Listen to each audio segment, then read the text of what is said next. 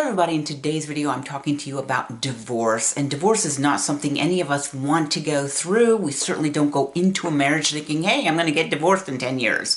Certainly not looking forward to it, certainly not expecting it, but I myself have been divorced 2 times, not once, but twice. And so I came up with this list of 10 things that will help you not only to survive a divorce, but to thrive after divorce. So stay tuned. My name is Dawn Dickinson. The channel is Living Your Best Life Over 55.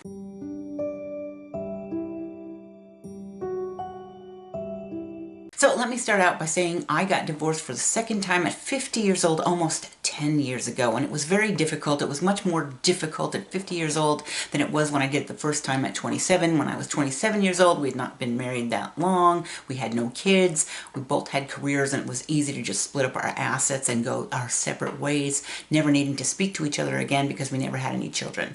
Now, the second time I got divorced at 50 years old, it was much more difficult because I had been married for 17 years. We had 2 kids. They were both teenagers. Difficult time when your kids are teenagers, and one of my children is a special needs. I have a son with autism, so that put some extra burdens on the separation. We tried to make it friendly, and I have to say we actually did have a very friendly divorce, and 10 years later I'm actually in a better position than I was mentally than at the time of the separation, and my ex-husband and I have become very close and very good friends, and that was a good outcome.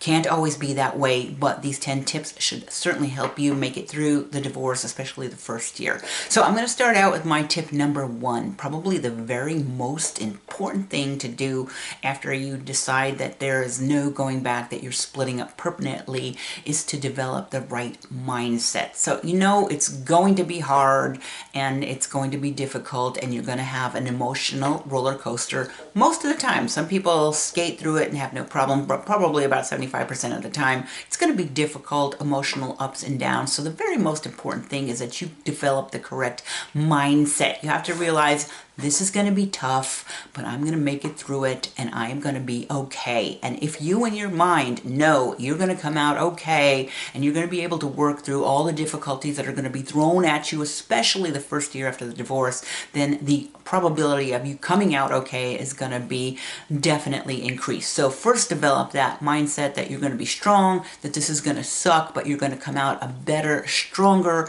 more well-adjusted person at the end of the divorce than you are right at the moment when you've decided you're going to split up with your spouse. Now, my second tip is that under no circumstances do you want to use your children as a pawn or as a mechanism to get even with your spouse. Certainly don't do it. Try to keep neutral in front of your children. Certainly don't trash talk your ex-spouse in front of the kids. Don't lay the guilt, make it think it's their fault, and certainly don't dump on them all of the crappy things that are going on between you and your ex-husband or your ex-wife. You don't want to say, oh, your father cheated on me, or oh, your father never took care of us. But what's most important, very most important, is not to let your children think that their other parent doesn't love them. It's very important for them to feel like both of their parents love them, will always love them, and this has nothing to do with them. The separation has nothing to do with them, and it's just that you as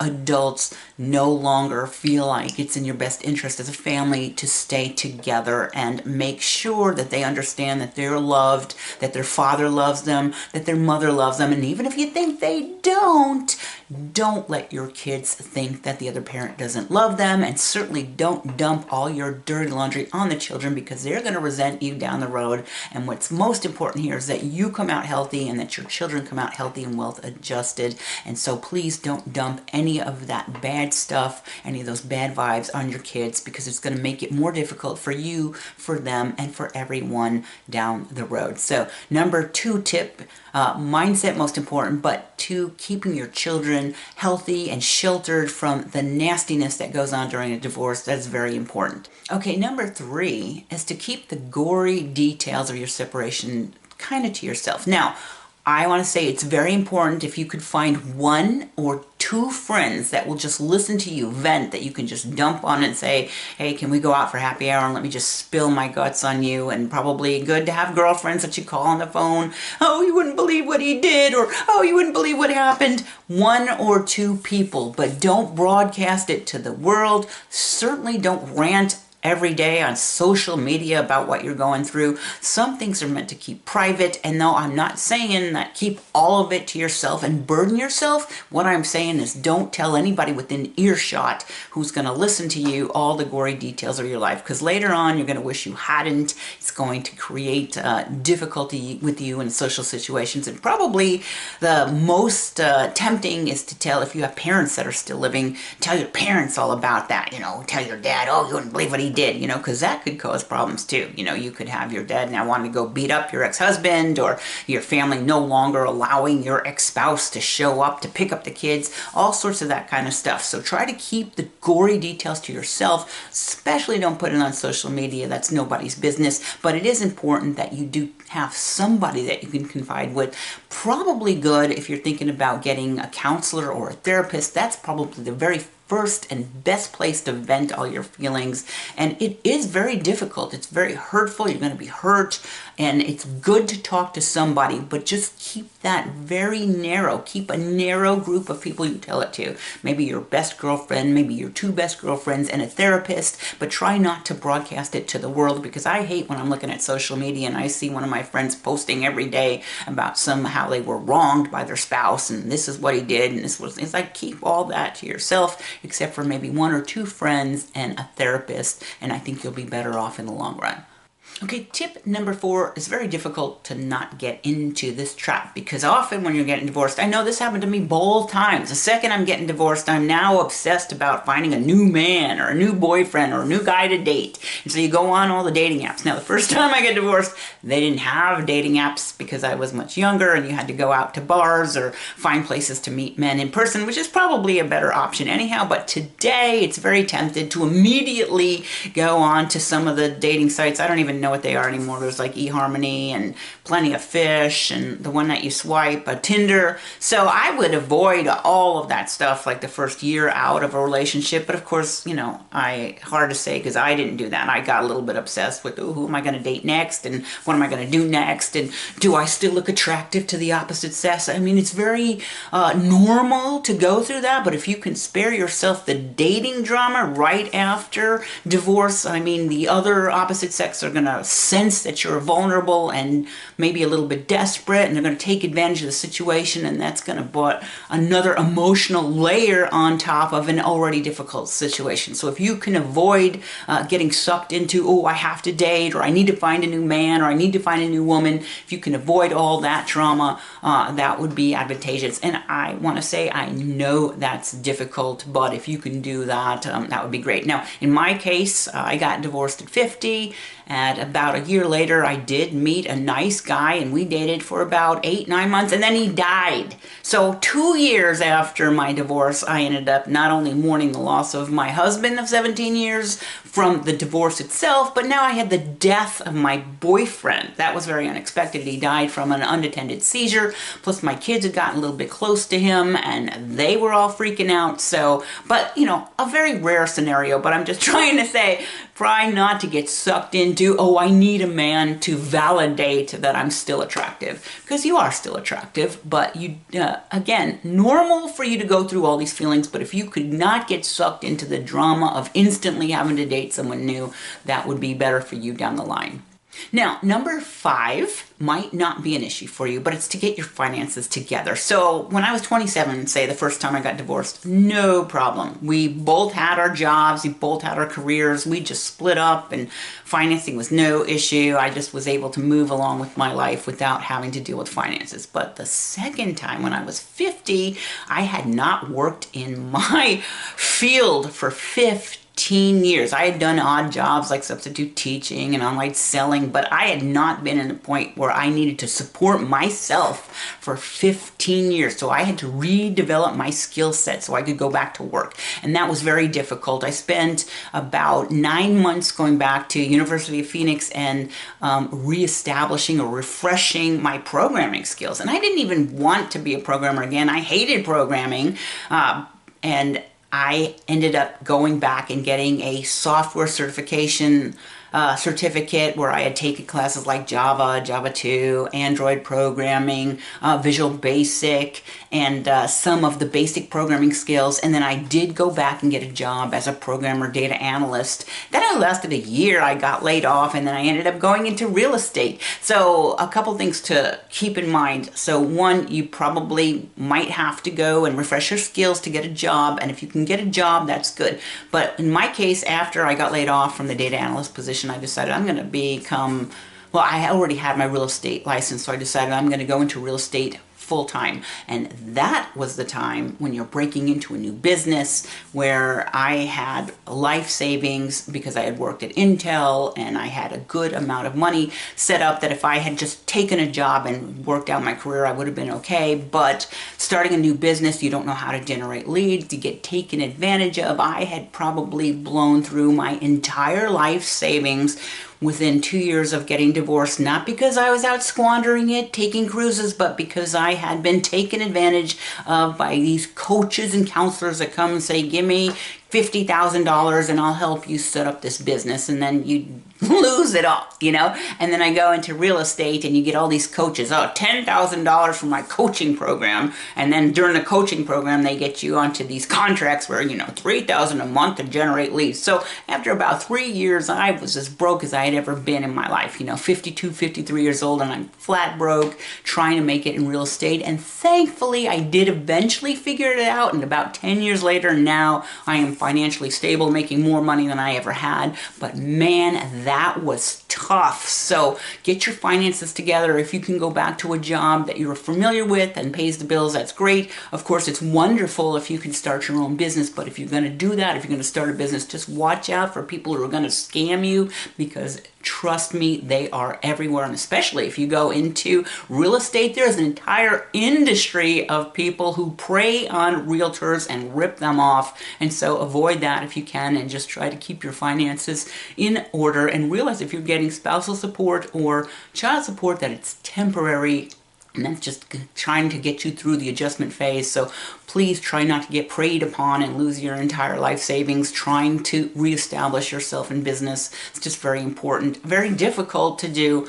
but just make sure that's a priority in your life. Okay, tip number 6 is to make self-care a priority in your life. I know a lot of us, especially women, especially moms, put everybody else's needs in front of ours. And it's going to be very difficult if you have children, because during a divorce, it's very important that you nurture your children, make sure they're loved, make sure they adjust to going back and forth between you and your ex, and be able to get a stable life environment for them. So again, I don't want to say that's not important. It's extremely important, maybe your number one priority, in addition to making yourself comfortable. So self-care, this long winding way for me to get around to saying self-care is very important. So at this point that you need to take care of your own emotional, physical needs. So very important to immediately start take care of yourself by eating healthy and establishing an exercise routine so that your physical health is good. And if you have any physical ailments at all, definitely go to the doctor and get taken care of those things. But the other thing is your emotional health. If you feel like you need some kind of counseling, some kind of therapy, please seek that out right away, because it's difficult. It's good to have somebody to talk to. And again, as we were talking about it in the beginning, good to have an unbiased stranger, professional to vent your feelings to, than to just let everybody within an earshot hear it, because you don't want to spill your dirty laundry to everybody else in the world, because they're going to remember this 3 years down the road. And you don't want that going on. So find a counselor, take good care of your physical health, your mental health, and your emotional health, and make self-care a priority. Okay, number 7 is to find activities that you're passionate about. Again, chances are you had a bunch of hobbies going into your marriage that you might have abandoned, especially if you had children, because that's all sucks out all of your energy. So start thinking again about what kind of activities did you enjoy before. Did you like to go hiking? Did you like to go and cook? Did you take art classes? So kind of rekindle some of those old passions. Pick up some of your old hobbies again, and some of them, it's good to do this because you could reconnect with other people and get your social network going again. So perhaps you would want to do something like take an art class, take a yoga class, go to some spiritual centers, and do some of the things that are passionate for you, because that will help your mental health and that will help you connect with other people. So cooking classes, and maybe even taking some classes to establish your re-entry into the career. So I took programming classes. Of course, I did all this online, but online you do kind of connect with other people virtually. Not the best, of course. Maybe going to a community college to take those classes would be a better choice, but again, reestablish your passions, your hobbies, and get your life moving forward as a solo person so that you can start enjoying things that make you happy again. Okay, number 8 is kind of connected to this, is to build your social support network. Connect with people that you have common interests, but most importantly is to connect with people who have your well-being and your best interest in mind. When I got divorced the second time, I had a lot of people, even family members, telling me what to do. Oh, you need to do this, you need to do this, and it's like, is that what you think is best for me, or is that what's best for you? I mean, I had somebody tell me that I should leave. I was having a hard time getting a job again because, like I said, I hadn't worked in programming for 15 years. So this one, I don't know if it was well-meaning or not, said, well, you're not getting a job here, so you should move to Silicon Valley for a year and get a job as a programmer, because in Silicon Valley you'll get a job as a programmer, and then come back and you'll get a job in 2 years. And I'm like, I got an autistic kid that's 14 and a 12-year-old daughter. I'm just going to leave them for a year by themselves to work in a career that I always hated? So be careful of whose advice you take. I certainly did not do that. In fact, I wish I had not tried to go back into IT at all, because it was $12,000 for me to get that certification that I used for a year and then ended up getting a different job. So get yourself in a support network of people who not only have your best interest in heart, but only listen to advice that resonates with you. Don't take advice that you don't think is going to work just because somebody who has some authority told you that's what you should do. Okay, number 9 is to create a safe and inviting new home for yourself. So if you're moving out, kind of find a place that is safe and inviting, declutter, get rid of all that crap that you don't need and have lying around the house. And again, if you're staying in the same home and someone's moving out, declutter, get rid of their stuff, get rid of the stuff of yours that doesn't work, and put some new and inviting things. Make it a safe environment, make it inviting, make it where your kids will want to come spend time with you. I know people who have gotten divorced and their kids just didn't even want to come visit because they lived in such a dump. So concentrate on making a nice, clean, safe haven for yourself and for your children and whoever might want to come visit you. And you may not have a lot of money to do that, so just important to keep it small and clean if you have to do that, but make an inviting, safe place so that you feel comfortable in your new home. And finally, number 10 is to embrace the change. Know that you're going to come out stronger, and this is a great time for you to develop some of your spiritual connections. I think I did a video on this recently where spirituality actually helps us to become less depressed, will help us to work through these difficulties in life. You might want to start going to some kind of a spiritual connection. Now, when I say spiritual, it could be church. You could like going to church. You could want to go to the synagogue. You would want to go back to church. I do go to one of these hippy-dippy churches, Christian churches in Sedona. I found it very helpful to connect with other people who are supportive, to learn these ideas again, to connect with a higher power. You could call it God. You could call it the universe, the great universal consciousness, whatever you want to call it.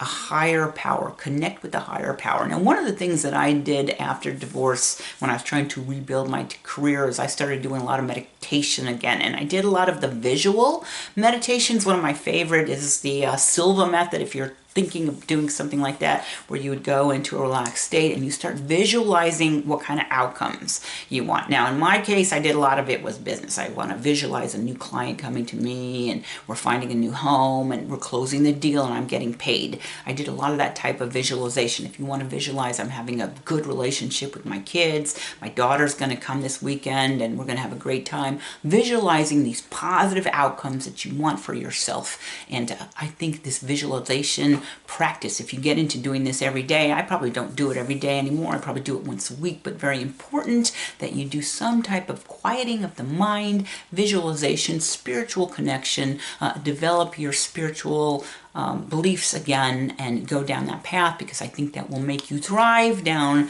the line. It will certainly make it easier for you to get through the difficulties that you have facing your first year or two during a divorce. So that's it. My name is Dawn Dickinson. The channel is Living Your Best Life Over 55. I hope you enjoyed the video. I do put out videos like this every single week to make our lives better, sharing tips that I've uncovered during my life or what I have found during my own research. So I hope you enjoyed the video. If you do, please do me a favor and give me a thumbs up, a like, consider hitting the subscribe button, and I hope to see you back here again next week with my next video.